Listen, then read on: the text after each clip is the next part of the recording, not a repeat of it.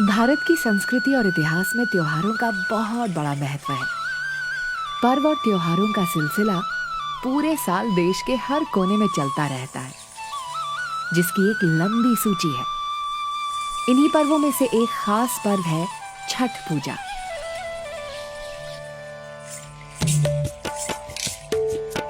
छठ पूजा हिंदू धर्म में मनाया जाने वाला एक बहुत बड़ा त्योहार है। इसमें सूर्य भगवान की पूजा की जाती है। कार्तिक महीने के शुक्ल पक्ष के षष्ठी को मनाई जाने वाली छठ पूजा विश्व प्रख्यात है। छठ पूजा 4 दिवसीय उत्सव है, जिसे कठिन व्रतों में से एक माना जाता है। सूर्य भगवान को प्रसन्न करने के लिए स्त्री या पुरुष कोई भी ये व्रत कर सकता है। ये त्योहार पूर्वी भारत जैसे बिहार, झारखंड, पूर्वी उत्तर प्रदेश, नेपाल में मनाया जाता है। वेदों के अनुसार छठ में सूर्य देवता और छठी मैया की पूजा की जाती है। सुख, समृद्धि, धन और संतान प्राप्ति की इच्छा से किए जाने वाले इस कठिन व्रत से जुड़ी कई कहानियां प्रचलित हैं। लेकिन हम आज उन कहानियों में से सबसे लोकप्रिय कुछ कहानियां बताएंगे। एक कथा के अनुसार प्राचीन काल में प्रियव्रत नाम के एक राजा थे। उनकी पत्नी का नाम मालिनी था। विवाह के पश्चात बहुत वर्ष बीतने के बाद भी उनको कोई संतान नहीं हुई। उन्होंने संतान प्राप्ति के लिए महर्षि कश्यप की मदद से एक बहुत बड़ा यज्ञ करवाया। यज्ञ के वरदान के कारण रानी मालिनी गर्भवती तो हुई, परंतु 9वें महीने में उन्होंने एक मृत शिशु को जन्म दिया। राजा ये देखकर दुखी हुए और अपने शिशु का देह संस्कार करने के साथ अपने प्राण त्याग करने का फैसला किया। उनके इस दुख को देखकर उसी वक्त भगवान की मानस कन्या देवसेना प्रकट हुई और कहा कि सृष्टि की मूल प्रवृत्ति के छठे अंश से उत्पन्न होने के कारण मैं षष्ठी देवी कहलाती हूँ। मैं लोगों को पुत्र का सौभाग्य प्रदान करती हूँ। अगर तुम सच्चे मन से मेरी आराधना करोगे तथा अन्य लोगों को भी मेरी पूजा करने को प्रेरित करोगे, तो तुम्हें जरूर संतान की प्राप्ति होगी। देवी की बातों से प्रभावित होकर राजा ने उनकी आज्ञा का पालन किया। राजा और उनकी पत्नी ने कार्तिक शुक्ल की षष्ठी तिथि के दिन देवी षष्ठी की पूरी विधि विधान से पूजा की। इस पूजा के फल स्वरूप उन्हें एक सुंदर पुत्र की प्राप्ति हुई। तभी से छठ का पावन पर्व मनाया जाने लगा। एक पौराणिक कथा के अनुसार भगवान राम सूर्यवंशी थे, जिनके कुल देवता सूर्य देव थे। रावण वध के बाद जब राम और सीता अयोध्या लौटने लगे, तो पहले उन्होंने सरयू नदी के तट पर अपने कुल देवता सूर्य की उपासना की और व्रत रखकर डूबते सूरज की पूजा की और अर्घ दिया। सप्तमी तिथि को भगवान राम ने उगते सूर्य को अर्घ देकर सूर्य देव का आशीर्वाद प्राप्त किया। इसके बाद ही भगवान राम ने राजकाज संभालना शुरू किया और तभी से ही आम लोग सूर्य षष्ठी का ये पर्व मनाने लगे। महाभारत के अनुसार सबसे पहले सूर्य पुत्र कर्ण ने सूर्य देव की पूजा शुरू की थी। कर्ण भगवान सूर्य के परम भक्त थे। वे हर दिन कमर तक पानी में खड़े होकर सूर्य को अर्घ देते थे। सूर्य की कृपा से ही वे महान योद्धा बने। आज भी छठ में अर्घ देने की ये विधि प्रचलित है।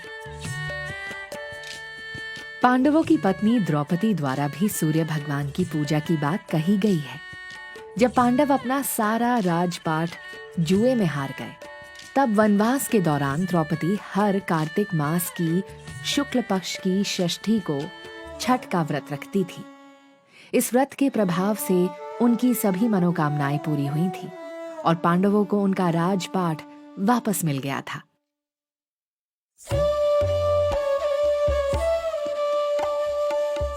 छठ एक सामूहिक पूजा है और इसकी तैयारी महीनों पहले से शुरू हो जाती है। पूजा की सारी सामग्री जैसे कि सूप, बद्धी, फल, फूल इत्यादि की खरीदारी में परिजन जुट जाते हैं। इस व्रत में शुद्धता पर बहुत अधिक ध्यान दिया जाता है। पहला दिन नहाए खाए। ये 4 दिवसीय उत्सव की शुरुआत होती है नहाए खाए से।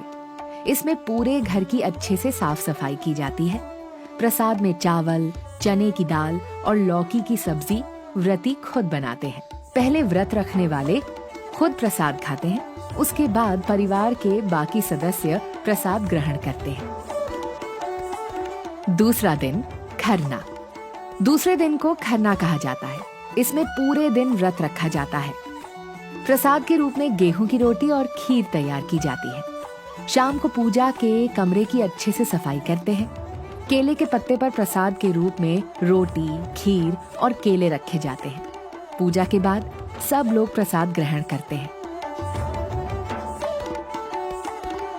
तीसरा दिन संध्या अर्घ। कार्तिक शुक्ल षष्ठी के दिन को छठ का दिन कहा जाता है। इस दिन प्रातःकाल स्नानादि के बाद व्रत का संकल्प लिया जाता है। पूरे दिन और पूरी रात व्रत रखना होता है।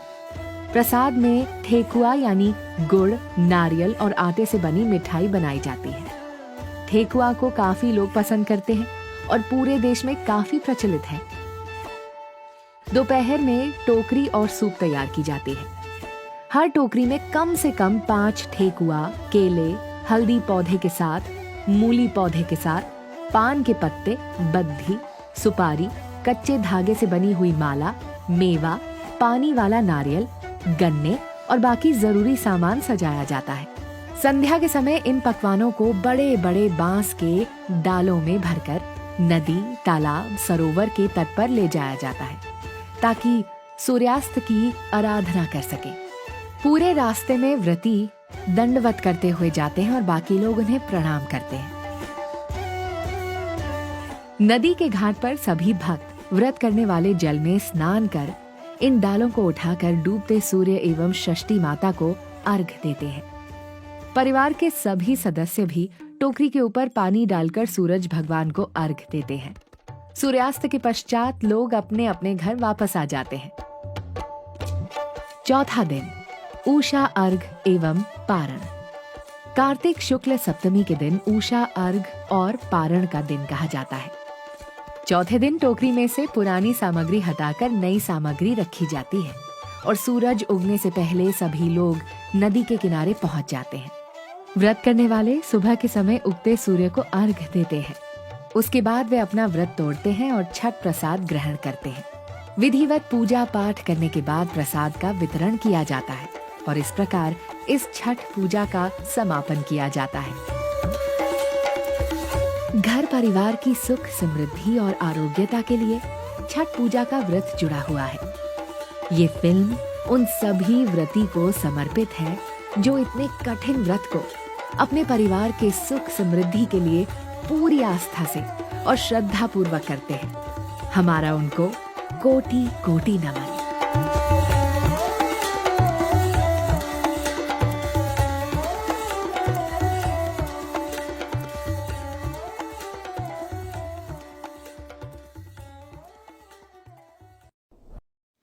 If you like this video, please like, comment, share and subscribe my channel.